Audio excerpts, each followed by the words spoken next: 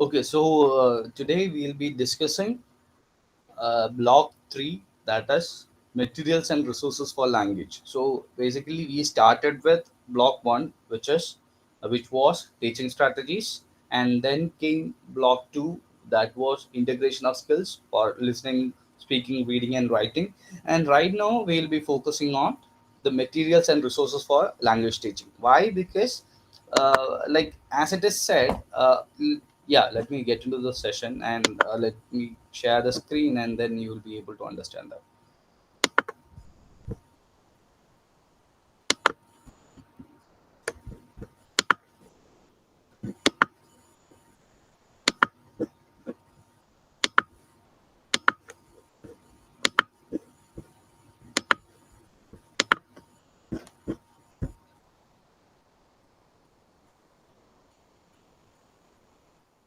Okay, I hope that you can see the screen, right?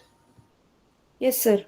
Okay, so in this case, what we had, why do we have to think of learning, or maybe think of developing an idea on the materials and resources for language teaching? Why? Because like there is a proper, because it's all about like learners and it's all about like teachers, but what is the need of having a discussion on, or maybe having a thought on the materials and resources? What do you mean by materials and what do you mean by resources? That are supposed to be the first thing that we have to understand. That is like why do we call certain things materials, and why do we call certain other things as resources? So we are going to learn that.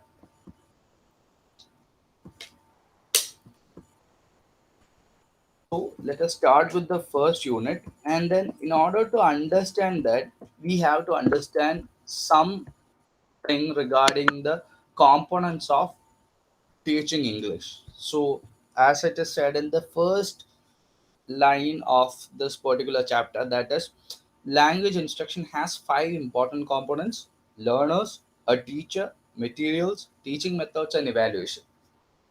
So all these constitute what we call it as the components of language instruction. So we have to have what? First we need to have learners. I'm sorry, first we need to have learners, then obviously a teacher should be there, and we need to have materials in order to teach, and also we need to focus on the teaching methods. That was actually like teaching methods was one of such things that we had already learned during the first block, teaching strategies. So we had already learned that, and then we have already learned about learners as well as teachers. Why? Because like for learners we have to we dealt with integration of skills, and at the same time for being a teacher we had already dealt with the lesson plan or the sampling of the classes, and also we had done that also. And this part we will be dealing with materials and the evaluation of materials, and finally it would be the evaluation of the topics that we had conducted, the materials that we had done, and also at the same time we will be focusing on certain other things, including the use of materials as well as the resources. So that is going to have in this particular session. So yes, there are like we need to understand that why do we have to understand the importance of materials. So and what is the use of the right materials to be used inside a classroom.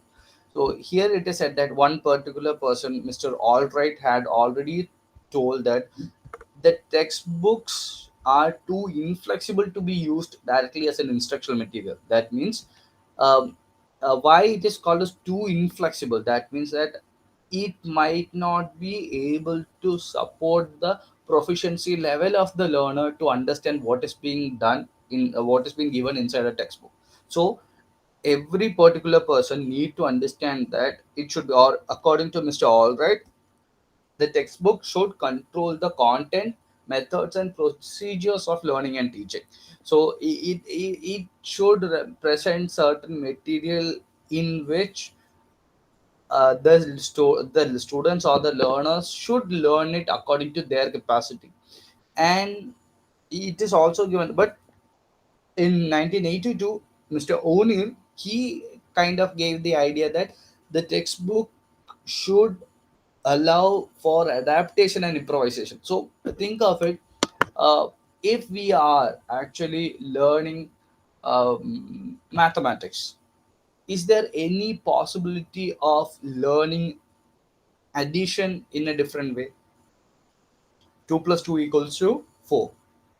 Whatever we do, the 2 plus 2 is going to be 4. So that is a rule.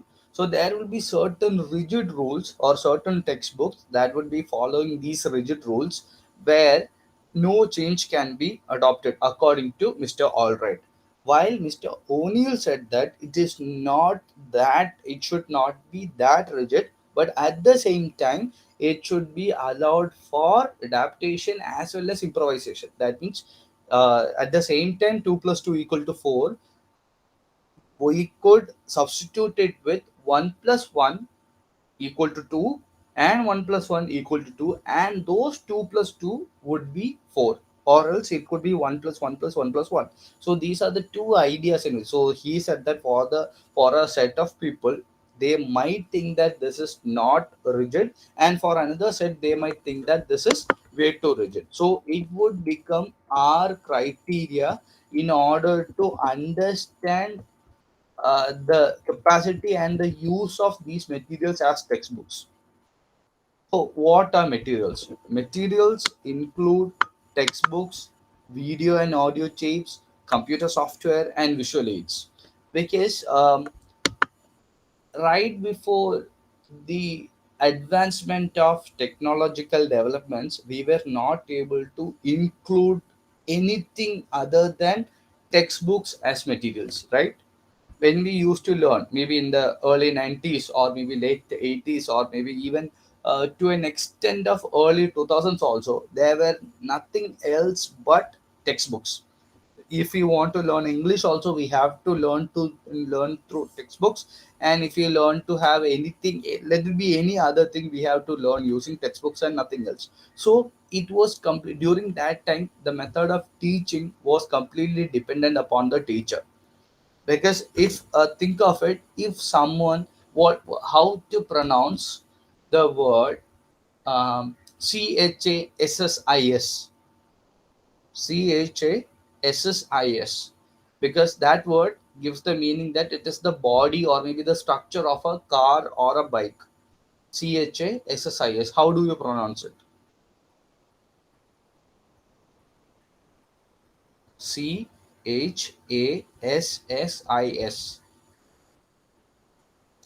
Chases. Right. This is the pronunciation that we learned. And even if we go to a workshop and then we say that there is a problem in the chassis of my car, they are going to clear the problem, or they are going to analyze the problem no matter what. But how do we understood, or how do we learn? How did we learn that the pronunciation of CHA SSIS is chases? Because our teachers who relied on textbooks, they went for the other similar pronunciation, that would be like CHIR would be chair and CHURCHS church. So they went for the idea that CHASSIS would be chases. But the exact pronunciation of CHASSIS is chassis. So, and why didn't we learn that? Because we were not able to follow the speaking skills or the pronunciation skills of a native speaker.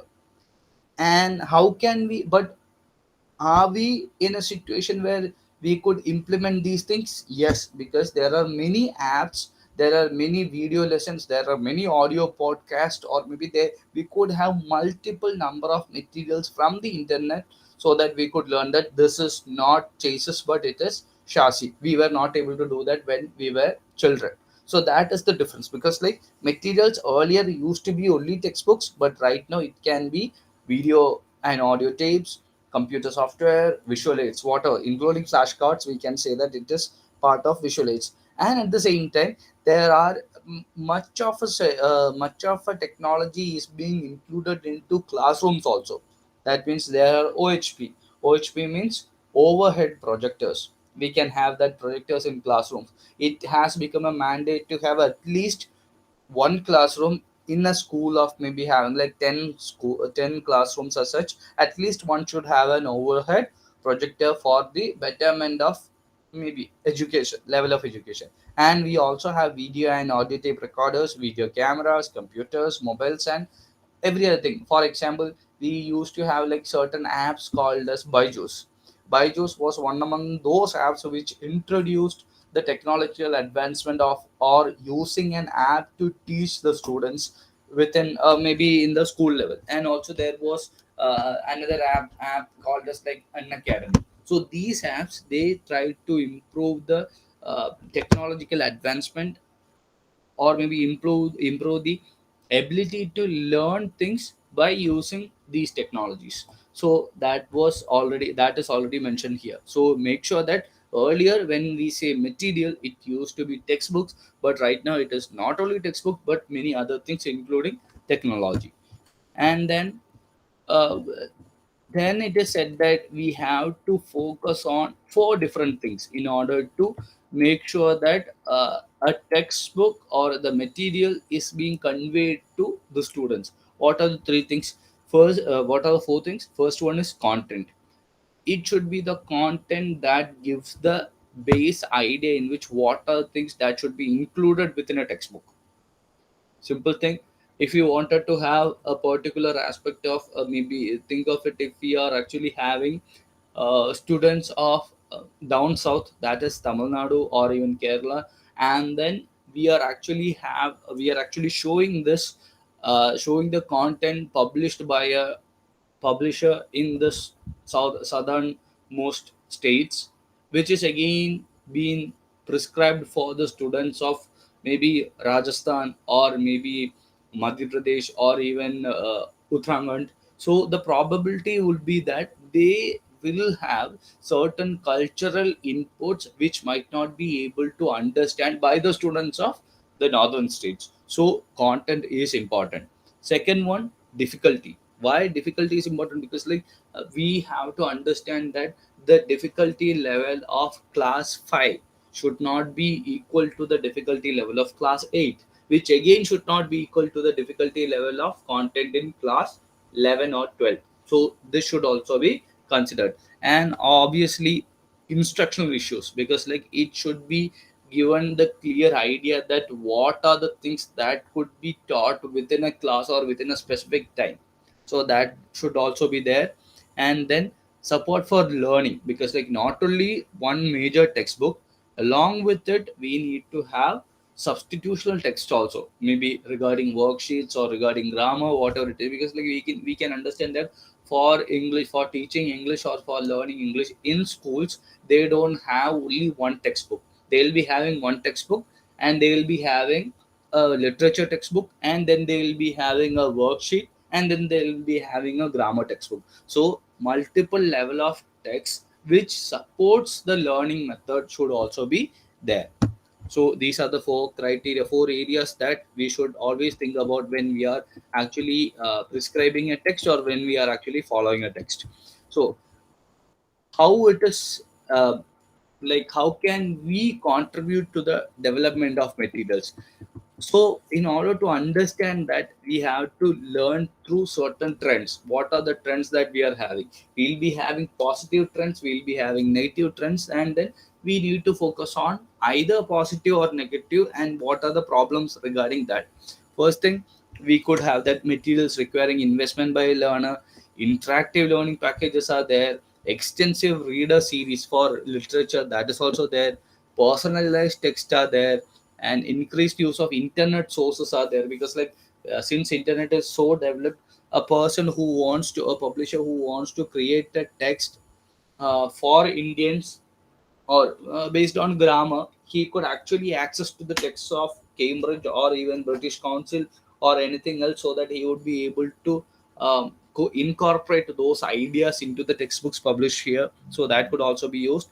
And then functional grammar than the rules of grammar. Why the difference of functional grammar? Because like no one at this point of time wants to learn English in such a way that they could uh, by heart all the rules of grammar and then apply to it. Instead of that, they want to have something called a functional grammar. That means they want to learn English according to their ability, instead of simply by hearting all the rules of grammar. so that is also be there. And then obviously NCRT and all those state CRTs, they are actually providing for the content for learning things. So these are the positive trends. And what are the negative trends?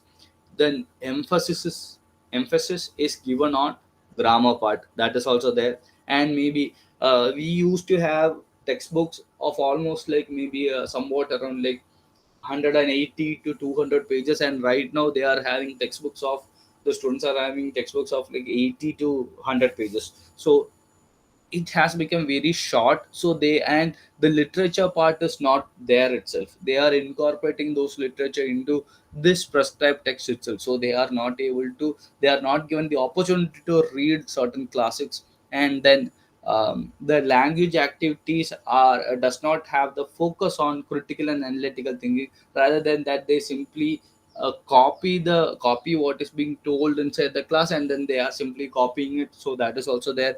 And then um, the learner's ability to think linguistically, that is based on language, intellectually based on the brain development, and emotionally, these abilities are basically underestimated by the publishers.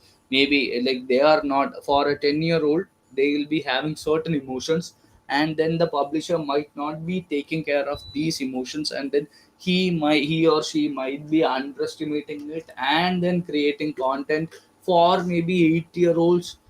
For the 10-year-old candidates, the content may be of 8-year-olds or maybe of 12-year-olds. They are not exactly given or taking care of the child development or maybe the brain development of children. So these are also there. So how can we overcome these faults, or maybe how can we analyze that whether our textbooks that we teach are basically valid for us? We can have that by localization and personalization of materials. We can have focus on emphasizing the creativity and flexibility. And we need to understand whether the text is more learner centered. And then we have to understand that whether like there are involvement of media, internet technology. And then there should be, it is a must, I would say that there must be workshops for the teachers in order to understand the text which is like newly introduced, so that they would be able to understand the pros and cons of that textbook that they are going to teach in front of maybe like hundreds of students. So these are things that need to be focused while developing materials.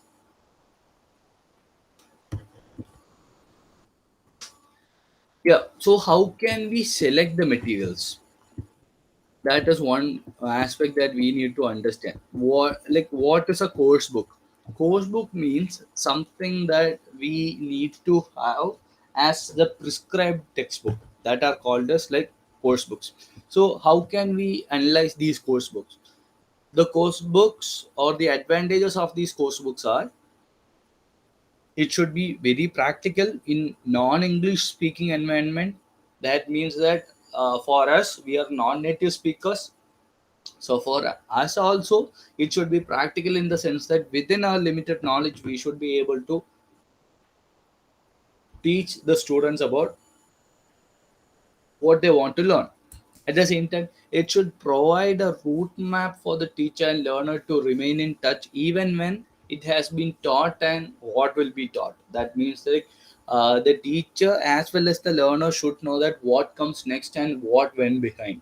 The continuity of the content should be there, and then there a structure should be there. If there's a poem, a part of poem to be learned or to be taught, there should be a short story, there should be an extract from a short story, there should be an extract from a drama part. Because if consider the fact that if a textbook contains only poems, then will the learner be able to understand it on a clear basis? No, they might not be able to understand it. So there should be a part of like short story also, there should be a part of drama also, so that like if all these things are meant together, then they'll be able to understand that there is a structure, there is a part called as poem, we could write a poem, there is a part called short story, and we could kind of like think of something that is going to happen after this, and we could there will be drama, so that we could enact whatever it is being given there. So all these things should be there. And then there should be more important tasks like lesson planning and creative skills, so that if the content is way too high in value or maybe high in volume, then the teacher won't be able to do their own things, including lesson planning, task planning, topic planning, and all. They won't be do it. So the textbook should weigh the benefits of both the teacher as well as the learner. It should, and also the duration. That means like the publisher or the textbook should contain the syllabus only for 10 months, not for like maybe 15 months, and then it should be taught within 10 months. It's not going to happen. And in between these 10 months also, we should maintain the, I'm talking about something inside the classroom. So within this 10 months also, we have to understand that there are going to be continuous evaluations, there are going to be formative assessments. So it should be there for the space should be there for this particular aspect also. So let it be like, if an English text, if it contains like 20 chapters, then it would be hard for a teacher to complete those 20 to 25 chapters within a span of like actively around like 200 days. So it is not going to happen in that particular manner. So make sure that it is being cut down to the level in which, like, out of these 200 days, the teacher will be able to teach one chapter, make an assessment, make the class engaging, make the students and the learners have certain tasks being given, and all these things should be evaluated. So all these things should be kept in mind of the publisher. Or maybe if we are actually like following a particular textbook, then definitely we need to understand that also. And then after that, after the help of course books, then we would be finishing up all these things. Because like when we are actually thinking of it, think of the reason why materials are needed and what sort of materials can be used, and all this should be done in the first unit. And then comes the second unit, where we need to evaluate and adapt the instructional material. It is almost similar to what it is being told before also. So why do we need to evaluate the textbooks of ELT? So what are things? Because like there might be certain textbooks where the language might not be authentic. Why? Because think of it in a situation where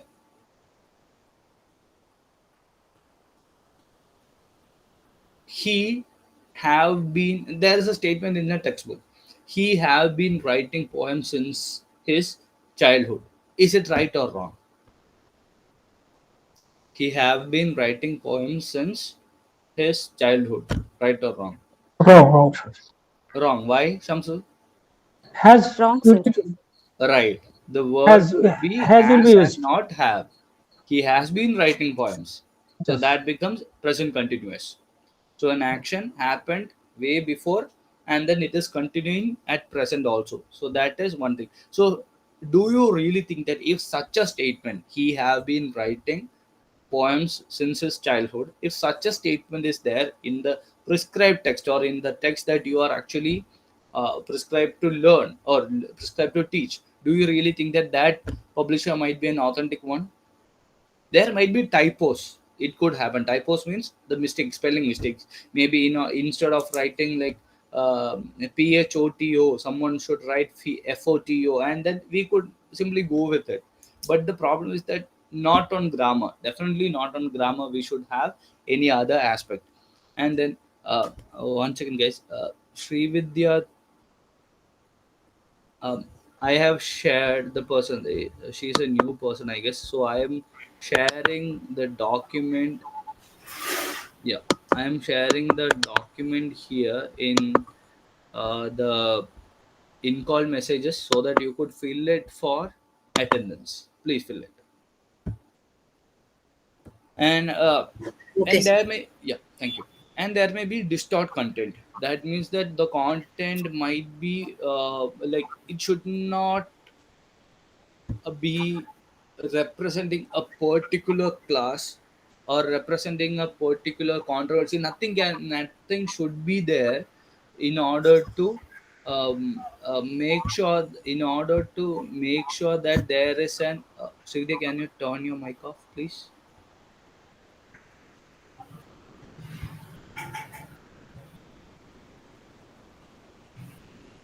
I guess that your mic is on. So we should not be using any content, or any content should not be used that would hurt the sentiments of a particular set of people, or maybe that could enrage the sentiments of certain other people. So it should not be biased at all. It should be neutral to the core, that within a classroom of 60, the number of people who would be present there would be as important as anyone else.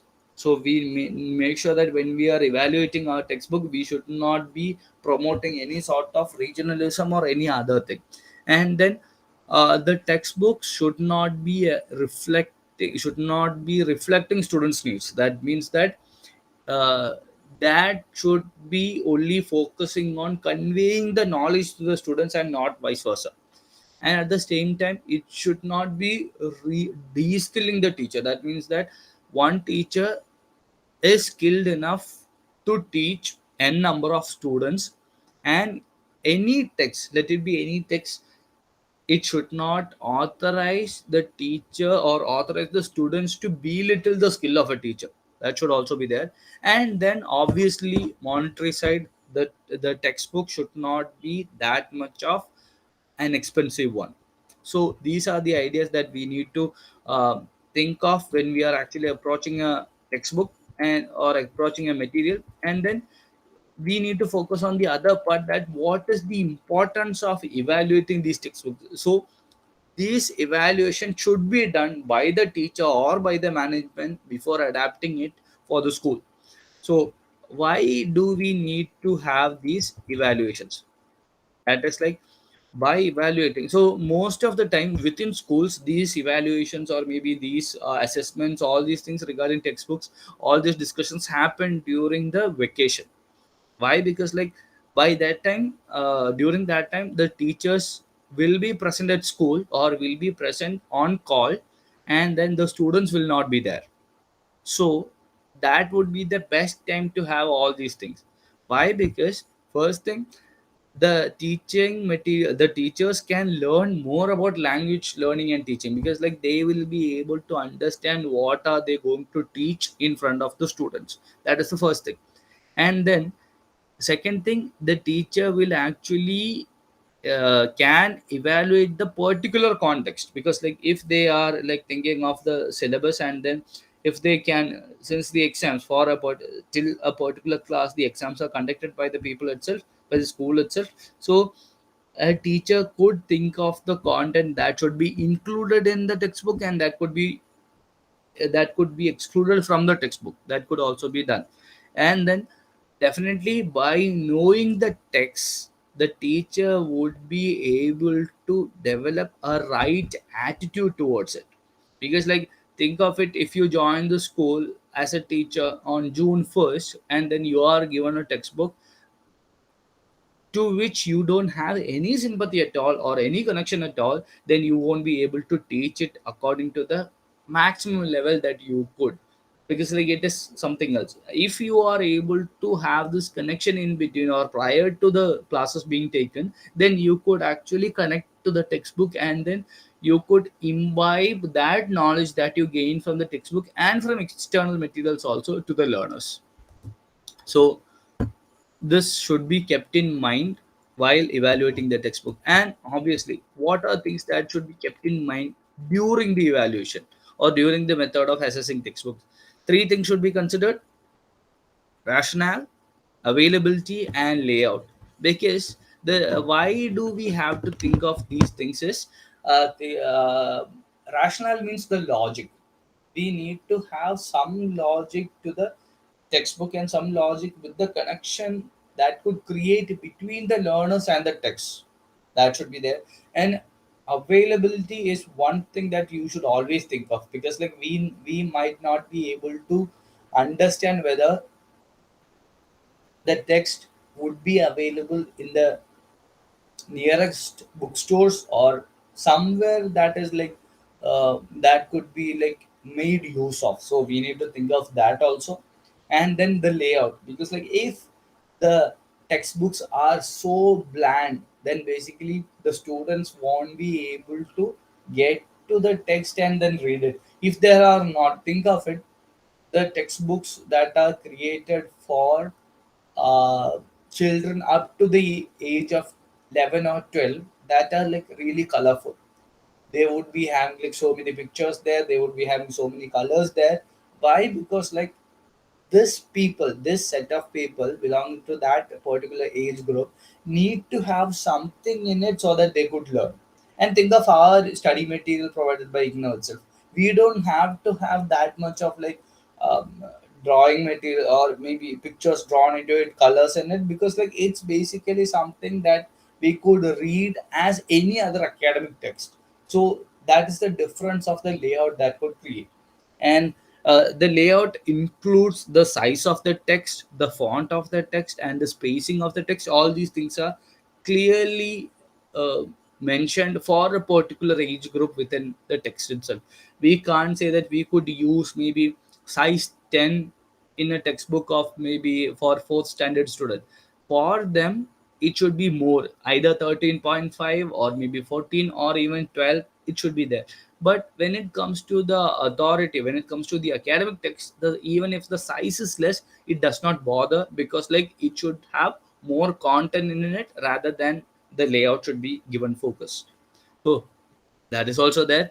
And then there are certain guidelines which is provided for developing the textbook evaluation criteria. For developing evaluation, first one is up to date methodology.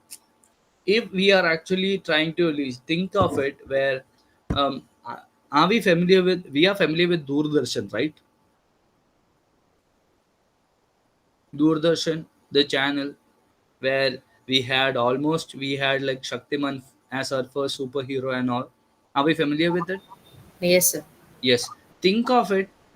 Can we have Shaktiman as one of the characters in a class 6 textbook of, or maybe a class 4 textbook of the present kids? Can we have that? No, they won't relate to it. Exactly. They won't relate to it. But can we have Chota Beam for them? That is also too young. Yeah, consider the fact, not for fourth standard students, but let it be like second standard students. Would Yes, they be able to have that? yes. Okay, Most can they have Tom and Jerry? Tom and Jerry is also very Right. That is the main idea. That means target update is target audience will be young people. Be very young, 4 5 year old maybe. for 5 year old, and then they need to have something related to their viewership or maybe their methodology, their updated skills, right? So Yes, when we are actually using a methodology for them, we should make sure that, or when we are actually prescribing a textbook for them, we should make sure that this methodology is up to date. That means the kind of things, or maybe the kind of text, the characters, or maybe the kind of principles that we are focusing should relate to them. Because like right now students are so familiar with smartphones, but if they kind of given a chance that maybe let it be a story which is included in any of the textbooks, which starts with that uh, the phone rang thrice and somebody picked it up, and then it was a call from a phone booth. Think of it, this would be the first line of a story. The first question that maybe the students would be asking would be, what is a phone booth? Are they able to, will they be able to relate to it, what a phone booth is? No, because they are not familiar with phone booths. They're, even when we ask that like how to dial a number, or maybe how to make an action of a cell phone, action of a phone, we will be using our thumb and pinky finger and extend it so that we could have a phone. But what they will be using is that they will be using the whole palm of their hand, putting it near their ears, because they are familiar with smartphones and we are familiar with phones which can be used to dial things. So it is different. So methodology should be updated when it is included in a textbook. And also If there are like non-native teachers, obviously we are non-native, and then we could be, or the textbook should be supportive to the untrained or partially trained teacher, because like there may be teachers who are actually like, who may actually teach English, but their medium of instruction when they used to be at school would be of a regional language. So we should be taking care of them also when we are. So the language should not be of Oxford or Cambridge English regarding the textbook that is being adopted to schools of a local region in the remote villages of India. So that should also be there. And then obviously, second language learners, the method should be of different, the volume, the medium should be different, and then the socio-cultural context should also be kept relevant. Because like if we are speaking about the sandstorm innings played by Sachin Tendulkar in 1996, then definitely the students cannot be having a relation with that. But maybe the people could relate, or the students could relate to Virat Kohli or MS Dhoni or even Rohit Sharma than Sachin Tendulkar in the recent times. So that should also be kept in mind. So these are the four things: up to date methodology, guidance for non native speakers, needs for second language learners, and obviously relevance to the socio cultural context. So this should also be there. And then these are certain questions that we could ask ourselves in order to include the textbooks there. That means, does the material match learner objectives? Is the material learner centered? Does the, so this is this these things can be or should be done as part of a collective program, because like there may be like not only one teacher but a group of teachers who will be handling the same subject in different classes. So whatever the textbooks are being prescribed for a particular class, it should have a discussion within the school, within the teachers, whether to have that accepted by them or not, until and unless it is some statewide or nationwide publication.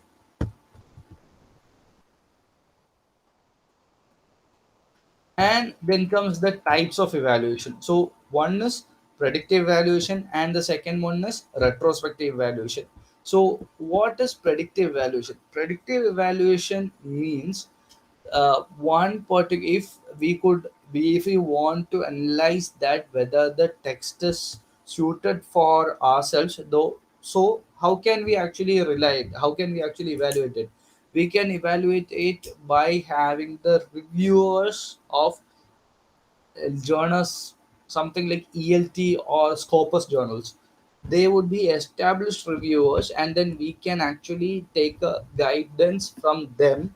And then those learners, those reviewers might have already reviewed, analyzed, and evaluated certain textbooks, and then we could actually go for whatever they say. That is, we call it as predictive evaluation. And at the same time, we could go for retrospective evaluation, where the evaluating purpose is for us to evaluate. That means we should look, we ourselves should look at the content and the works of it, which we should be evaluating in without having any expert advice. So one is predictive. We have to focus on the other part or maybe other reviewers, and then we have to predict it according to their review. And the other one is retrospective. That means we need to go through the textbooks and we need to go through every content that are being published there, and then based on that content and based on our gut feeling, we'll be focusing on what necessary things that this textbook would be checked out. So that is the different types of uh, evaluation. And then we would be focusing on the empirical evaluation side, that would be based on both macro level and at the micro level. So this is a whole procedure. So first one, it would start with what is the task, choosing a task to evaluate. That means what are things that we need to use in order to evaluate a textbook. And next one, describing the task, because like this is being done within a set of people, so or even for one particular text. So that is why it is called as micro evaluation. It is given to one particular text or one particular set of people, so that they would be able to understand that what is the task that we are going to focus on, and what is the set of rules or set of procedures that we need to follow. First thing, for planning the evaluation, we should focus on certain things. Why this textbook? That is the purpose of it. Who is it for? The target audience. Who is the evaluator? That who is it doing? Is it done by ourselves, or is it done by some external authority? What is the content of it? How can it be taught? The teaching methodology. When can we finish each and every chapter? So these are things that should be kept in mind while we are planning the evaluation. So purpose, audience, evaluator, content, method, and timing. And then there are like maybe three different types of evaluation. That is student based evaluation. That means we will be giving importance to the students.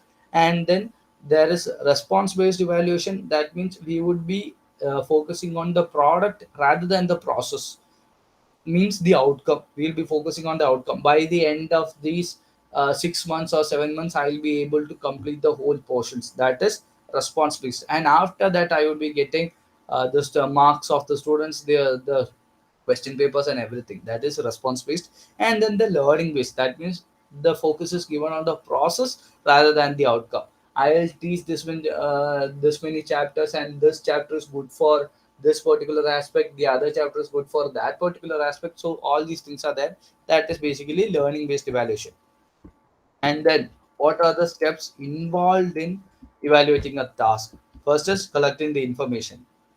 That means uh, this evaluation should be done on the basis of, or if a task would be given to the students, make sure that they respond to it in a proper way. So this is collecting the information. And definitely after collection we need to analyze it, and after analysis we should reach the conclusions of it. So these are the three basic rules or steps in the evaluation. And obviously, after having all these conclusions, we need to write a report. Why do we need to write a report? In order to get the teachers to evaluate as they plan the lesson, in order to have the procedure, makes the teachers more objective in their assessments, and obviously it involves the teacher in some type of action research, and finally it actually leads to professional empowerment. These things are to be met so that the teacher could have this evaluation done. And what are the features of a language textbook? Language learning must be positive and enjoyable experience.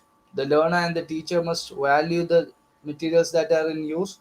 So these are basically, in short, while summarizing it, we can have only two things. First, the teacher, by the usage of a textbook, should create a connection between the learners and the teacher. Second thing, by the usage of the textbooks, the students or the learners should create a connection between the textbook and the learners. These are the two aspects. So whatever we do, definitely we need to focus on the teacher. Will the teacher, or is the teacher able to explain it to the learners in the most appropriate way? The connection is made using the textbook within the learners or with the learners. Second thing,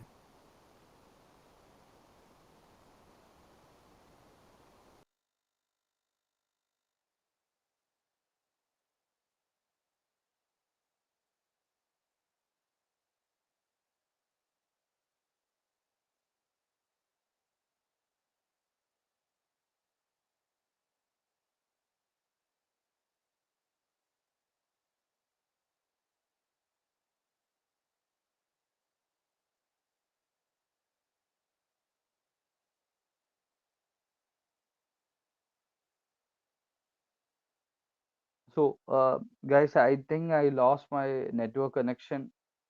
So, for the time being, I'll be continuing from my phone. So, I don't think that I'll be able to display the presentation. So, please bear with it. So, features of a language textbook. So, basically, like we were discussing on the same thing. That means, first, we need to have the Excuse me, sir. Kindly mention the page number of the page unit. number is 184. 94. Okay. So features of a language textbook. There, yep, there are certain points. So I will be summarizing the points.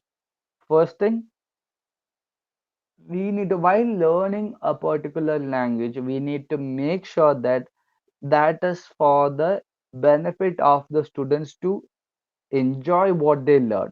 If that enjoyment is not there, then definitely it is going to be a dull moment for them. So make sure that we are making ourselves engaging in the class.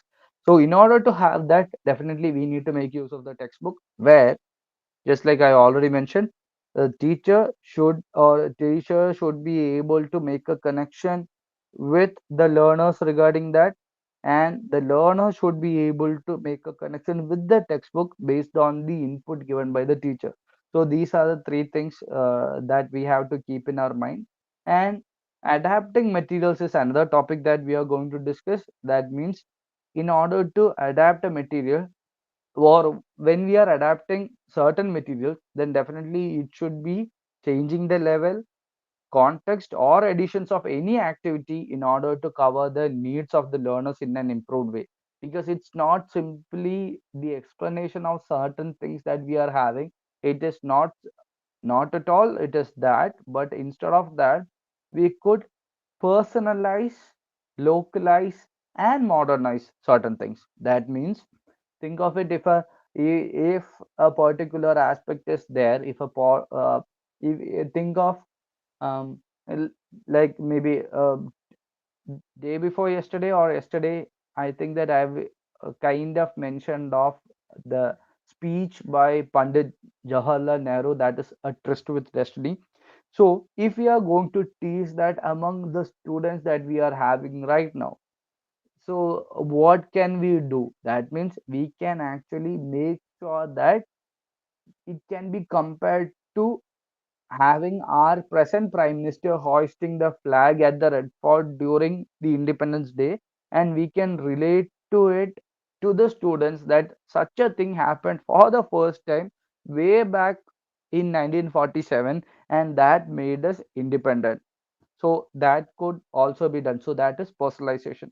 And then we could use localization. That means that if someone is asked to teach daffodils by Wordsworth, and then instead of having, because like most of the time, even people like who have learned the daffodils, they might not be able to understand what daffodil is. So we can compare it to the local flowers that we see, which grow in a bunch or grow all together in a huge number.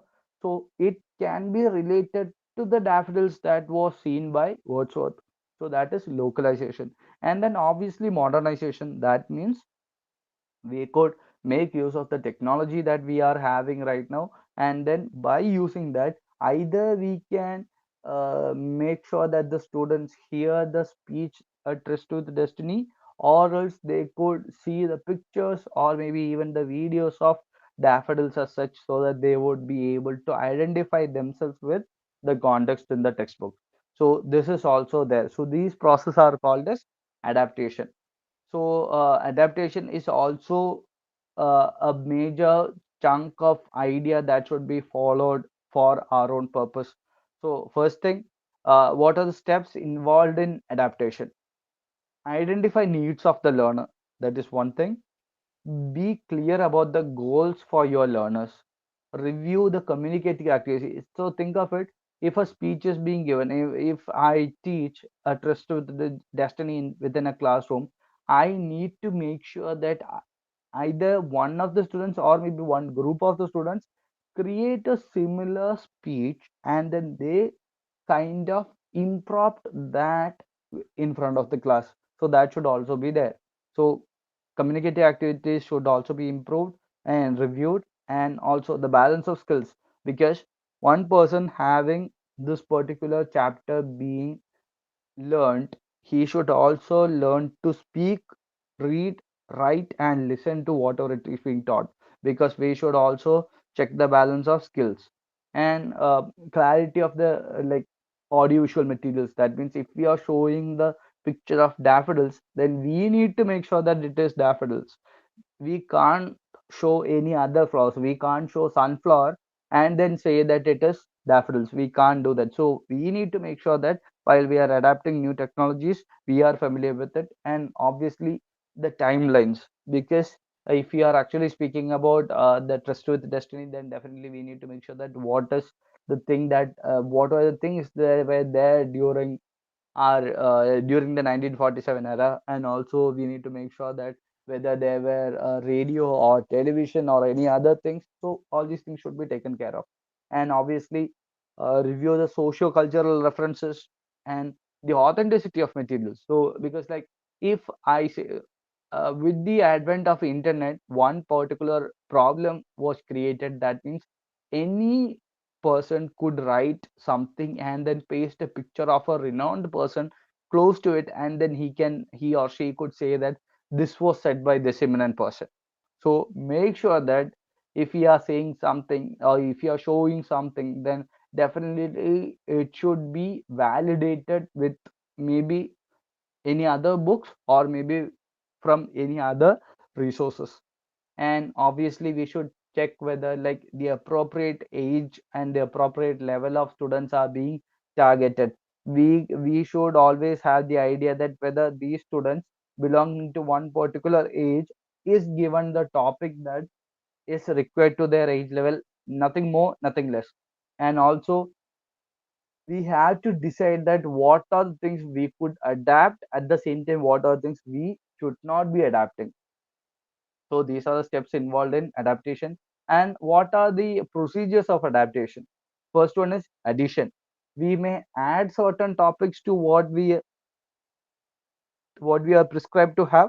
Mostly it would be the tasks, that is like the task. Like yesterday itself we were having a discussion on maybe given there are two set of activities. One is task based activities and the other one is topic centered activities. So we can add task to it. One second, guys.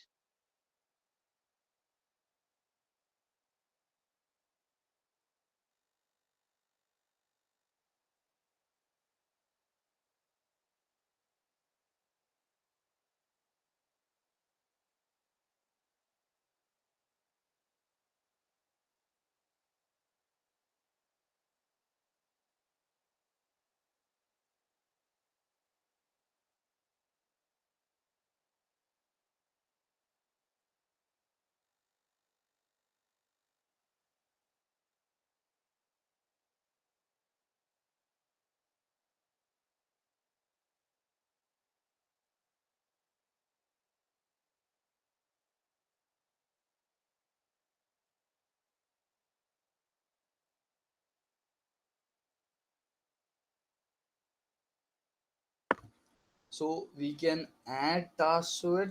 At the same time we can delete certain things that if there it is not suitable, or if we think that it is not part of something that would be followed, then definitely we can delete it. And at the same time we could just like adding it, we can delete it. And at the same time we could modify it if the contents are there, and if the contents are not sufficient, if we think that the contents are not sufficient, then definitely we could modify it. And at the same time we could simplify it, and also we could rearrange or reorder it. That means the number of chapters that we are having within ourselves, if the number is like maybe 13, and if we think that the first three chapters, within the first three chapters, it is not relevant to have any poem there, then definitely we could make sure that if there are two poems in the first three chapters, then we could make sure that one poem is being transferred to maybe the next set, and then from there a short story can be included in this. So definitely all these things can be included. So once again, we can add materials, we can delete materials, we can modify materials, we can simplify materials. At the same time we can rearrange or reorder the materials, right? Am I clear to you?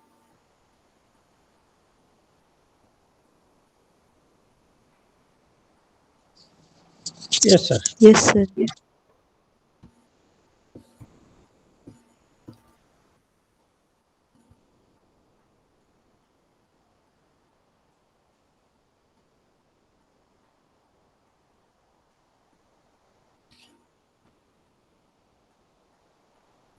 And yes, right, this is one of the important aspects that we could learn while teaching English, because like this is currently relevant. I would say that. Why? Because this particular aspect of inclusion of technology in English is as important as the content or the text that we follow, because nowadays we it is easy for us to rely on the technology, including ICT means information and communications technology, including that, or else we need to find an alternative to it, otherwise we would be left out of the lot.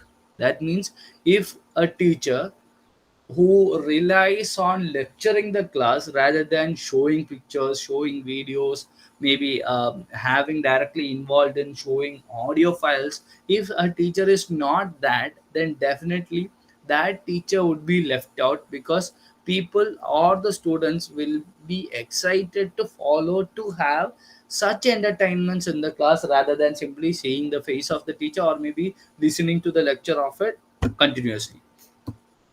So there is an introduction. So, what is ICT? ICT is a general term that takes into account of any communication device or application that includes broadcasting technologies such as radio and television, computers, satellite systems, network hardware and software, the internet, cell or mobile phones, and other communication platforms. So, think of it.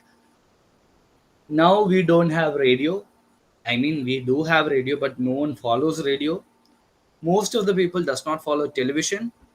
They rely on computers, and even not the computers, but definitely they will be focusing on, yeah, they will be focusing on the internet, cell phones, or maybe even other communication mediums, including Zoom meetings or whatever it wants. All these things, Google Meet, Zoom meetings, or anything like that can be used. So that is one aspect that we are actually having here.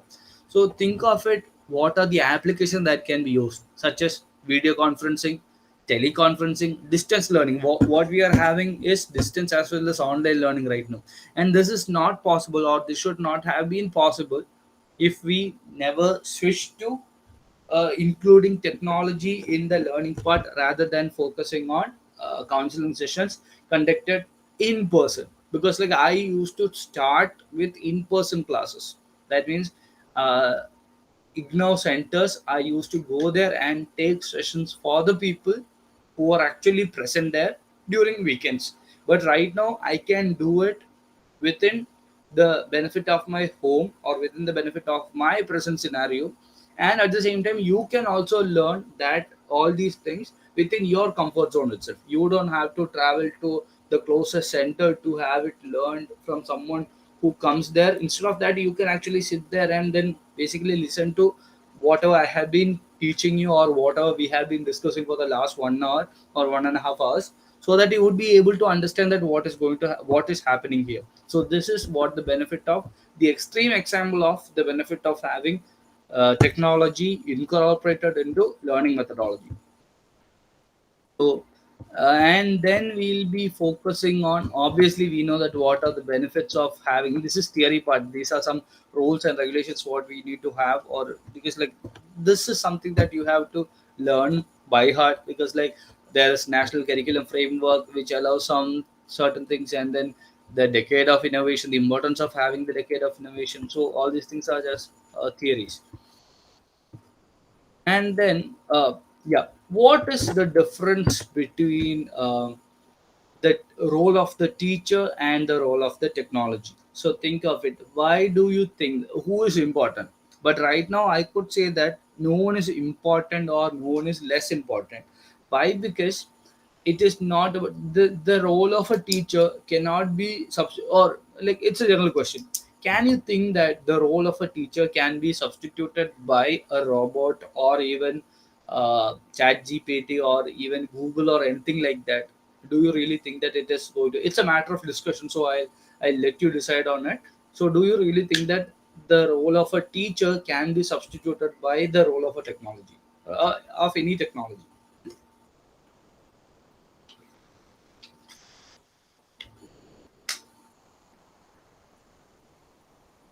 Do you really think that it's going to happen?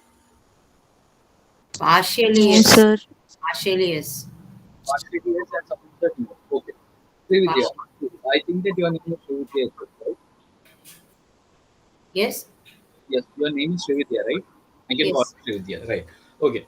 So, Srividya, can you please tell that why do you think that it's partially right?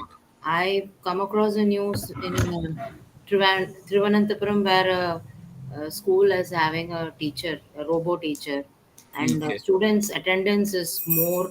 They are not taking leave. They are so excited to learn from the teacher. I saw a news recently. Okay. That So is one aspect. it's Fine. like this means partially maybe 10 years down the we may have robot teachers. Okay. So, Monica, you said that it cannot be substituted. So, why?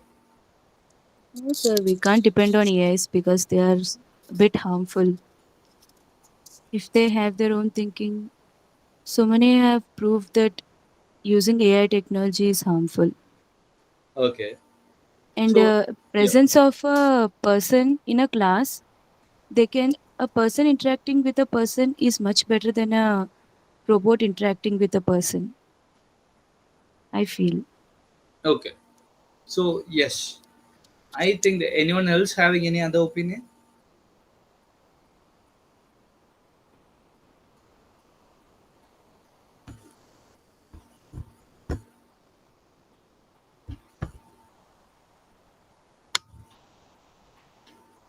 Okay. Mahinder and Deepika, who had joined a bit late, um, I will be sharing a Google form here in call messages. Can you please fill it so that your attendance will be marked?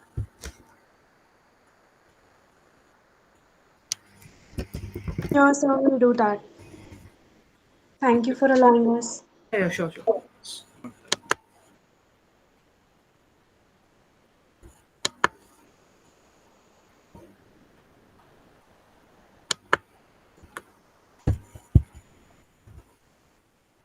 Okay. Do you have any other opinion regarding this, as in technology, the role of teacher versus the role of technology?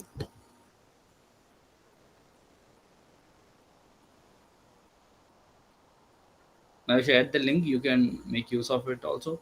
So, according to me, prior to 2019, we all had a different way of teaching, different pedagogy, different methodology, and post 2019, we are having another one, right? Because prior to 2019, we never heard of having it. We might have heard, but still we were not familiar with having online classes through Google Meet or even um, Zoom or even a Moodle or any WebEx, any other thing, because we were not having an opportunity to make use of that technology, even though it existed even prior to that. But since COVID, we are having a different scenario. Maybe for the first few months, we were completely shattered regarding the fact that how to overcome this gap that would be created by not having learners at schools or institutes. That was a really a different scenario. And then we shifted to these technologies including Gmeet or even Zoom or WebEx or Moodle or all these things, and then we started to have this online class structure. So think of it, that was the inclusion of technology. But still, after a certain period of time, even though it still exists, people or students started going back to schools. Students started going back to colleges. Students started going back to institutes and students back to centers. All these things were back to normal to an extent, and at the same time, we are having the technology along with it, including right now what we are doing right now. So think of it. I would strongly say that the technology that we are having might not be able to kind of replace what we are having, but at the same time, it can be helpful or it can be used to help the learners to have certain things, or to help the teachers as well as the learners to have more of knowledge. For example, if we are teaching something, and then basically if the learners are having any doubts in it, then obviously the learner could check the internet and assess the idea of what they want to have, and what are the doubts that they are having, they could clear it. At the same time, we teachers could explain it. So what I think on a basic fact is that uh, the teacher could never replace, or the technology could never replace the students, because of the fact that the teacher could alter, or as far as the technology that we are having right now, it would make sure that the teacher, the physical person there, would alter or could alter the pace of teaching based on the receptance of the students, which is not possible by the teacher, by the technology that we are having right now. I'm not speaking about something that would happen maybe 10 years later, 15 years later, or 5 years later, but what I'm saying is this could actually say. And do you really think that chat gpt is right? I don't think so, because like I make use of chat gpt, and definitely there are utter blunders there in the answers. But the only thing that I am kind of convinced with is I would get the format for having something done. Other than that, it's not, because like chat gpt is not foolproof. It is, it can create certain problems, and it can create certain inconvenience, and we can't rely on it, especially in english grammar.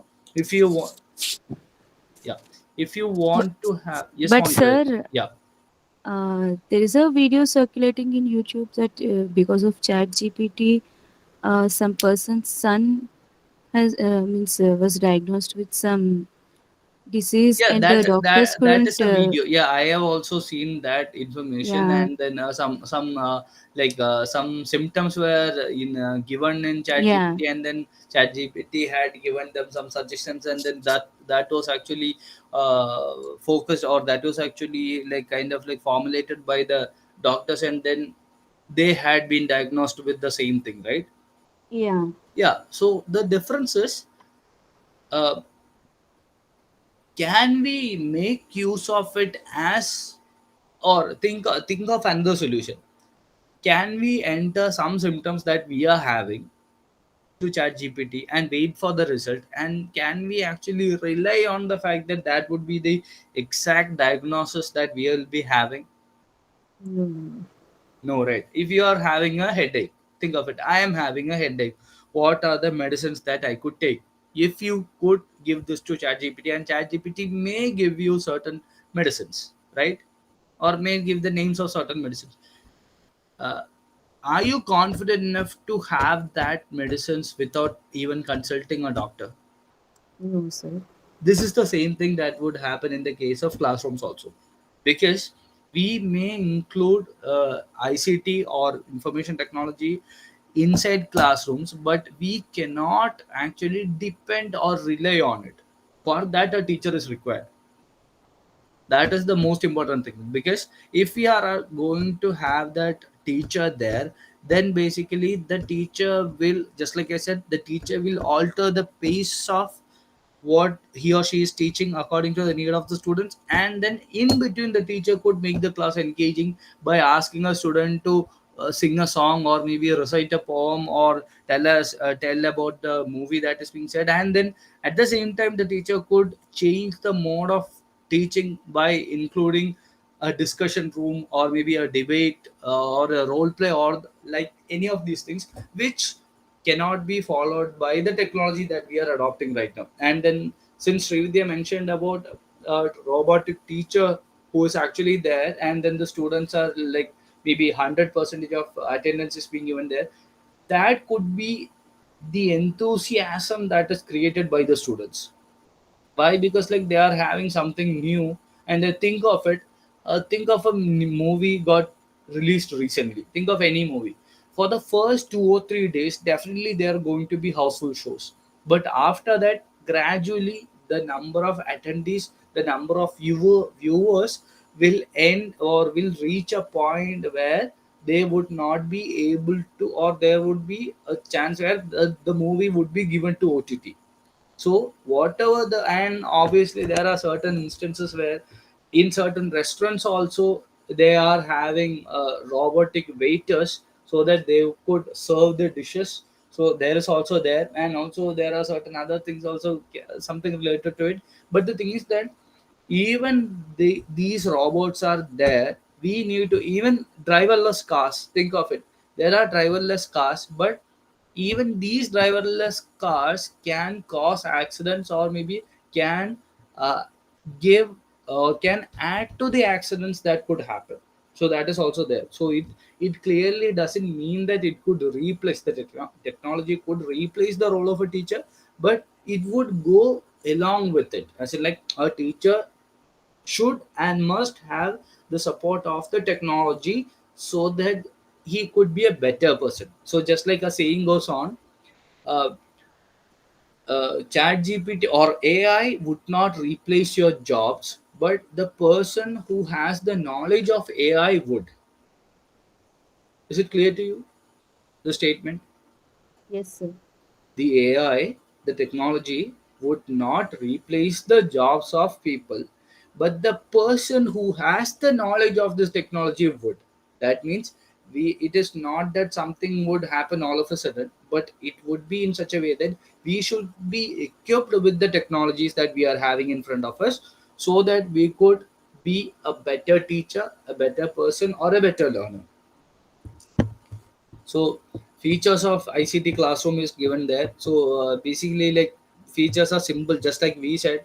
uh, Learning resources can be shared, constructivism can be there, because like constructivism means a person could learn things that are live at the same time, because like just like I said, if we are using using an overhead projector, then definitely we would be able to show the picture of a daffodil or daffodil field while taking the, or while reciting the poem of daffodils. So that could happen, but earlier it was not that possible. So that is also there. And also showing learning spaces, just like I said in the first session. Um, language labs, that means language labs can be set as an example of learning spaces. That means within a particular set of this number of people, we can actually share the space so that one particular person would be able to listen to and learn the pronunciation by a native speaker with the help of a non-native teacher. So that could also happen that.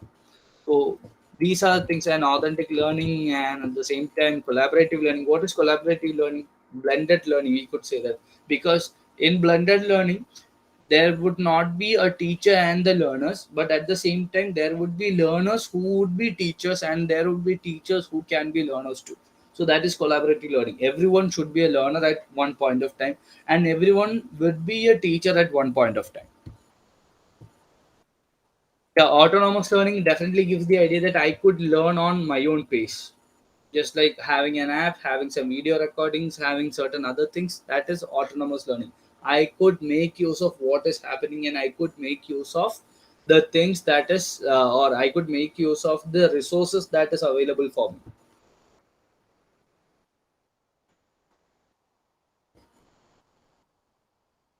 And we'll be moving on to the last part, that is what are the tools or what are the web based resources we can be used in order to teach English. First thing, obviously, internet.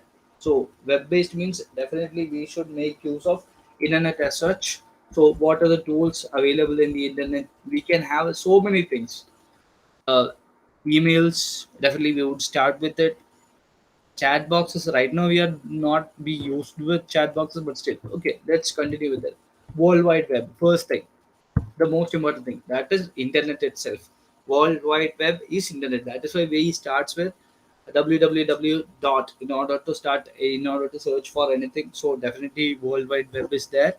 These are things that I don't want to explain to the max, because I know that you are I am only as capable or I am only as able as you regarding these matters, and you are as able as me regarding the advancement of technologies because we live in the same scenario. So it would happen. So World Wide Web is there, search engines, and here Google is not the search engine that is preferred by IGNO, even though there is a mentioning of it, but then it shows Sweet Search. Why? Because Sweet Search is authenticated and approved and evaluated by experts. So basically, it is most like Scholar.Google. In Scholar.Google, you can actually get the scholarly articles or maybe the published books or anything like that from Google itself, which is again authenticated by certain experience experts. The Sweet Search, it is already a similar aspect where you could get only authentic and logical materials, not anything published by anyone. And then comes digital libraries. So you might be familiar with it because like you can have access to it. British Council do have a digital library system. Cambridge also has the same. So definitely you can access it. And encyclopedias. So we have Britannica, we have New World Encyclopedia, we have Academic Kits. So these are the modern versions of encyclopedias that are available in the net. So, and obviously dictionaries we can have like, and I would suggest that this Cambridge dictionary is one of the most authentic ones because it Cambridge dictionary not only gives the definition of the word that we search, but at the same time it gives the pronunciation of a particular word, that too in British accent and also in American accent. So we could rely on whatever the accent that we want or whatever pronunciation that we want to follow. So that is all about like online dictionaries. And then comes Wikipedia. I strongly believe that Wikipedia is good not for collective resources, but to have a format or a template because Wikipedia is a thing where anyone could edit. So this editing method is there, so that is why we can't rely on the exact numbers or exact facts and figures regarding certain ideas, but still we could have a format of how to present an article. So for that thing, Wikipedia is really good. And then Congo Dancer, it's a software. Basically, it is similar to Google itself. It could search and access definitely from a large database of corpus. British National Corpus is one such Concord answer, so we can have that. And then obviously email. We are familiar with what an email is. And then if you are going to write something, we need to have some authoring tools. For that, we are having like Vida authoring, Gap Master, Match Master, Storyboard, Choice Master, and along with it, we could have certain other things also regarding certain softwares for creating storyboards and all. We call it Articulate 360, which is like really popular in creating video content or in creating scripts to have video contents created. So that is also there. And obviously certain survey tools are there, Monkey Survey, and then we have something called in India based one thing that is Service Sparrow. It is also there. So these are for surveying or the reports based on surveys. So yeah, social networking, we know that Facebook has becoming not that popular nowadays, but still it's there. Twitter changed its name to X, so X is there. We can't find www.twitter.com, but we could find x.com. And obviously Tudicate, that means Twitter just for the purpose of educating something.